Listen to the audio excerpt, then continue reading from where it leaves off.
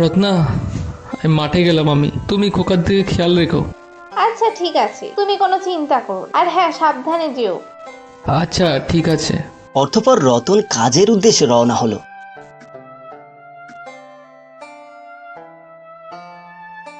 আজকাল দিনকাল আর ভালো যাচ্ছে না, মনের শান্তিও নেই, কেমন জানি সব অশান্তি অশান্তি ভাব। না না, একটু তাড়াতাড়ি পা চালাই, না হয় মহাজন আবার রাগ করে বসবেন। এর রতন মাঠে পৌঁছে গেলেন এবং কাজ করতে শুরু করলো।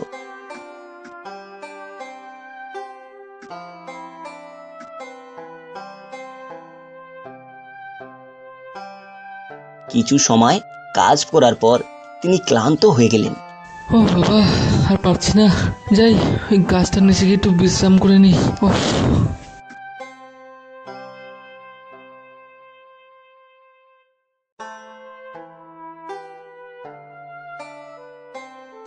আজ কয়েকদিন পুরো শরীরটা কেমন ভারী ভারী হয়ে আছে, আর শরীরটাও কেমন গরম গরম ভাব। কি যে হলো, এভাবে চলতে থাকলে তো আর কাজই করতে পারবো না। হঠাৎ রতন দেখতে পেল সামনে থেকে কেউ একজন ব্যাগপত্র নিয়ে গ্রামের দিকে আসছে। কে আসছে এই দুপুরবেলায়? মনে হয় তো শহর থেকেই আসছে, একবার জিজ্ঞেস করে দেখবো। হ্যাঁ, জিজ্ঞেস করেই ফেলি। দাদা দাদা, শুনছেন? হ্যাঁ, কাকে বলছেন? আমাকে? হ্যাঁ দাদা, আপনাকেই বলছি। হ্যাঁ বলুন দেখি। বলছি এই ভর দুপুরবেলায় ব্যাগপত্র নিয়ে কোত্থেকে আসা হচ্ছে? আরে দাদা, কোথা থেকে আসবো? শহর থেকে আসছি। শহরের যা অবস্থা। কেন দাদা, শহরে আবার কি হয়েছে? না না দাদা, শহরের কিছু হয়নি। আসলে দেশে মহামারী আবার দেখা দিয়েছে। শহরের হাসপাতালগুলোতে প্রচুর মানুষ রোগ নিয়ে ভর্তি আছে। জ্বর, কাশি এই রোগের লক্ষণ। কি বলছো দাদা? হ্যাঁ, আমি সত্যি বলছি। এই কারণেই তো আমি গ্রামে চলে এসেছি। আচ্ছা দাদা, তাহলে আমি যাই। এরপর লোকটা চলে গেল।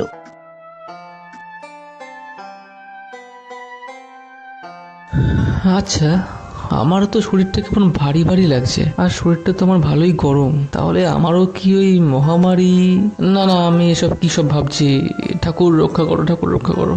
না, অনেক সময় বিশ্রাম করলাম, যাই আবার কাজে লেগে পড়ি।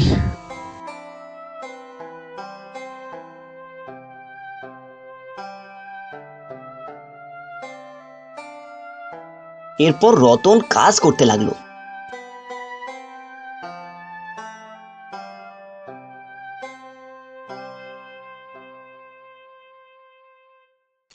এবং সন্ধ্যাবেলা কাজ শেষ করে গ্রামে চলে গেল।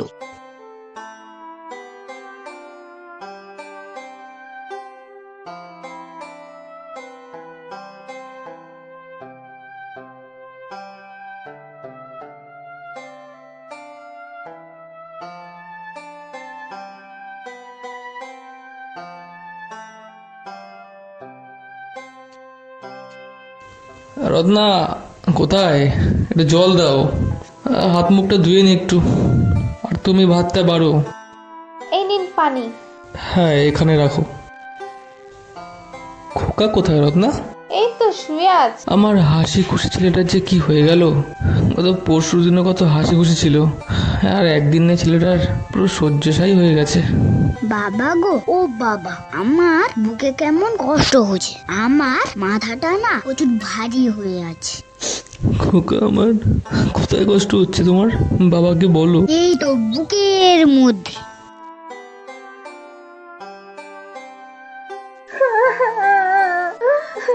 এ থেকে কি হয়ে গেল? তুমি কেমন বাবা? ছেলের এই অবস্থা তো কবিরাজকে খবর দাওনি? কি আর করব, পকেটে যে টাকা নেই। আর আজকেও যে কাজটা করলাম তার টাকাটা তো দিল না, আর বললে সপ্তাহে শেষে দেবে। খোকা, তুমি খুব তাড়াতাড়ি সুস্থ হয়ে যাবে, বাবা কালকে কবিরাজ নিয়ে আসবে, চিন্তা করো না। আচ্ছা খেতে এসো। না গো রত্না, আজকে আর খেতে ইচ্ছে করছে না। সে কোন সকালে দুটো রুটি খেয়েছো? এভাবে চললে তো তুমিও অসুস্থ হয়ে যাবে। খোকার যে অবস্থা, এই অবস্থায় আমি বাবা হয়ে কি করে খেতে বসি বলো? তুমি না খেলে তো অসুস্থ হয়ে যাবে। আসো কিছু খেয়ে নাও, অল্প কিছু হলেও খেয়ে যাও। আচ্ছা, আসছি।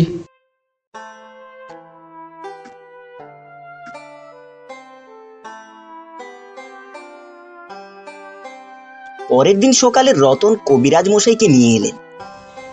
আসুন কবিরাজ মশাই, এই যে আমার খোকা। ও অবস্থা তো খুবই শোচনীয়। এরকম অসুখ তো আমি দেখিনি। এই জ্বর হলে মানুষের সাধারণত এমন অবস্থা হয় না। যাই হোক, নিয়মিত মাথায় 2-3 বার পানি দিবেন। আর এই নিন, এই পাচনটা দিনে 3 বেলা খাইয়ে দিবে। কবিরাজ মশাই, আমার ছেলে সুস্থ হয়ে যাবে তো? যে অবস্থা দেখলাম তাতে তো মনে হয় না সহজে সুস্থ হবে, কিন্তু যদি ঈশ্বর কৃপা করে তাহলে হয়তো সুস্থ হয়ে যেতে পারে। হায় ঈশ্বর, কৃপা করো, আমার খোকা যেন সুস্থ হয়ে যায়। নিজেকে সামলান রতন বউ। রতন, আমি গেলাম, নিয়মিত ওষুধ খাইয়ে দিও। আমি বরং কাল আবার এসে দেখে যাব। আচ্ছা ঠিক আছে কবিরাজ মশাই। এরপর কবিরাজ মশাই চলে গেলেন। আচ্ছা রত্না, তুমি একটু খোকার পাশে বসো, আমি একটু এই গ্রামের একটু ওই পাশ দিয়ে একটু ঘুরে আসি।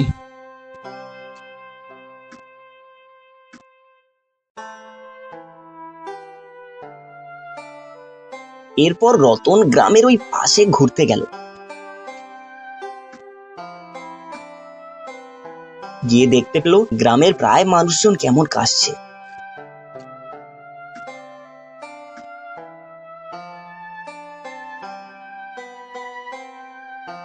এই যে হরিপদ, কি রে, কি হয়েছে? এখনকার মানুষজন সবসময় কত হাসি খুশি থাকতো, আজকে হঠাৎ দেখছি সবাই কেমন জানি হয়ে গেছে। আরে কি যে বলো রতন দাদা, শরীর ভালো থাকলে তো মানুষের মনও ভালো থাকে, আর মন ভালো থাকলে তো মানুষের মুখে হাসি ফোটে, তাই না? এটা তুই ঠিক বলেছিস। এর মানে তুই বলতে চাইছিস সবাই মোটামুটি কম বেশি অসুস্থ, কি তাই তো? আরে হ্যাঁ গো দাদা। আর জানিস, আমার মনটাও তেমন ভালো নেই। আমার খোকাটা খুব অসুস্থ, তাই ভাবলাম এখানে এসে সবার সাথে একটু কথাবার্তা বলি, তুই মনটা ভালো লাগবে তাহলে। কি আর করবে দাদা, যাও বাড়ি চলে যাও, আমিও যাই। ভালো থেকো রতন দাদা। আচ্ছা আচ্ছা ঠিক আছে দাদা।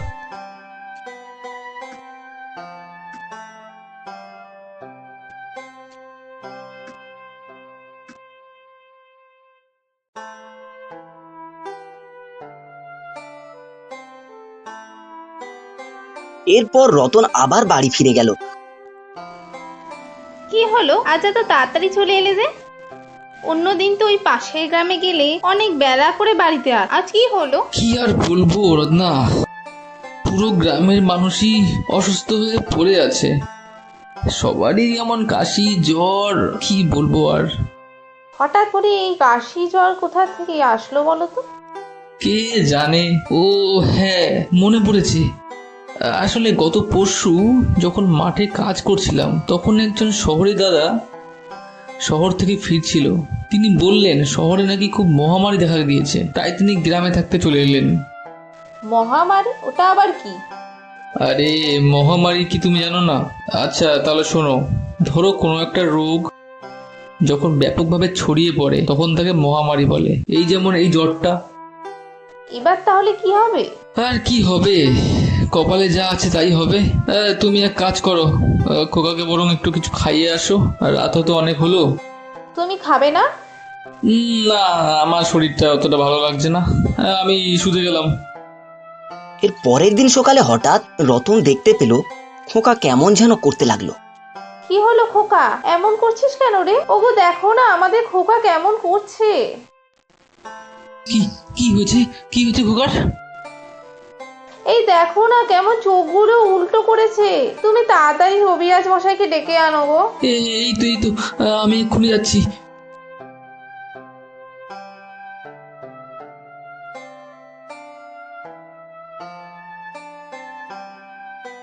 এরপর রতন দৌড়ে অর্ধেক পথ যেতেই কবিরাজকে দেখা পেলেন। কি গো রতন, দৌড়ে কোথায় যাচ্ছ? আর তুমি এত হাঁপাচ্ছ কেন, কি হয়েছে কি? কবিরাজ মশাই, কবিরাজ মশাই, আমি আসলে আপনার কাছে যাচ্ছিলাম। আসলে খোকা খোকা ওকার হয়েছেটা কি বলো? খোকার অবস্থা ভালো না, কেমন একটা করছে। চলো তো দেখি। এরপর কবিরাজ ও রতন বাড়িতে এসে খোকাকে দেখলো। কবিরাজ মশাই, কি হয়েছে আমার খোকার?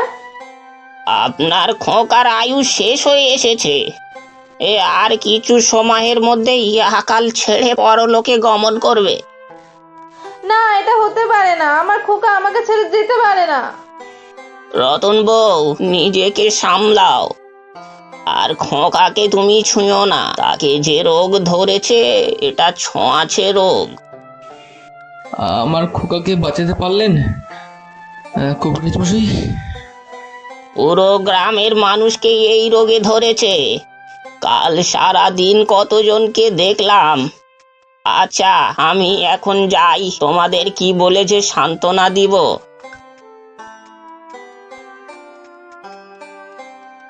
এরপর কবিরাজ মশাই চলে গেল এবং কিছু সময় পর খোকা মারা গেল এবং গ্রামের কিছু লোকজন খোকার শেষ কার্য শেষ করলো। নিজের ছেলেকে হারিয়ে রত্না শোকে পাথর হয়ে গেল। ওগো, আমাদের খোকা তো আর আমাদের মাঝে নেই। এবার আমাকে মা বলে কে ডাকবে? কি করবো, সবই ঠাকুরের ইচ্ছে। তুমি কম করলে অসুস্থ হয়ে যাবে, নিজেকে সামলাও। যাও, শুয়ে পড়ো।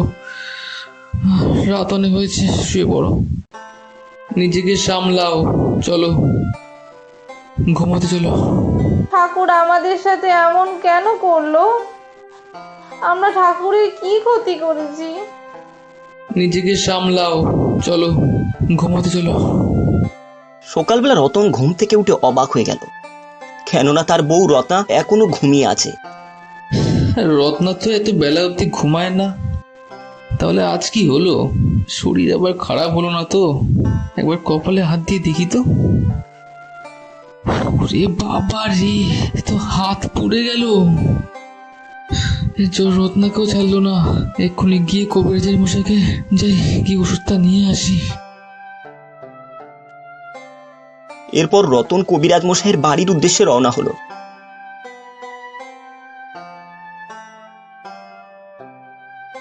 কবিরাজ মশাইয়ের বাড়ির কিছু সামনে যেতেই একজন লোকের সাথে দেখা হলো রতনের। কি গো রতন কাকা, এত তাড়াহুড়ো করে কোথায় যাচ্ছ? এই তো কবিরাজ মশাইয়ের কাছে যাচ্ছি কিছু ওষুধের জন্য। রতন কাকা, কবিরাজ এখন ওষুধ দেওয়ার মতো অবস্থায় নেই। ওষুধ দেওয়ার মতো অবস্থায় নেই মানে? আরে একটু খুলে বলো। আরে রতন কাকা, কবিরাজকেও মহামারীতে ধরেছে। কি বলিস রে? এবার আমাদের কি হবে? আমি যাই গো রতন কাকা, বাইরে বেশি থাকলে আমারও রোগ হয়ে যেতে পারে। তুমিও চলে যাও বাড়িতে। এইভাবে পুরো গ্রামটাকে চোখের সামনে শ্মশান হয়ে যেতে দেখছি। আমি কি কিছুই করতে পারবো না? প্রথমে খোকাকে হারালাম, এবার যদি রত্নাও, আমার কি হবে? হে ভগবান, আমার কি হবে? হঠাৎ রতনের সাথে দেখা হলো এক সন্ন্যাসী বাবার। কি রে বাছা, তুই কান্না করছিস কেন? বাবা, চোখের সামনে এই হাসিখুশি গ্রামটা শ্মশান হয়ে যেতে দেখছি আমি।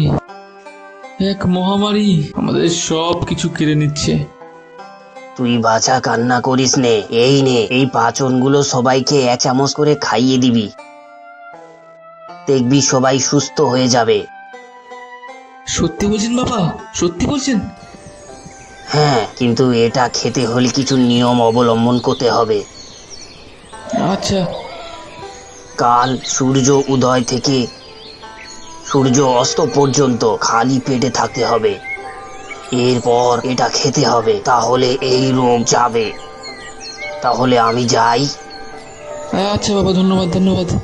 এরপর রতন সন্ন্যাসীর কথাটি পুরো গ্রামকে জানিয়ে দেয় এবং একদিন উপোস থাকার পর পাচনটি খেয়ে নেয়। তারপর পুরো গ্রামবাসী সুস্থ হয়ে যায়।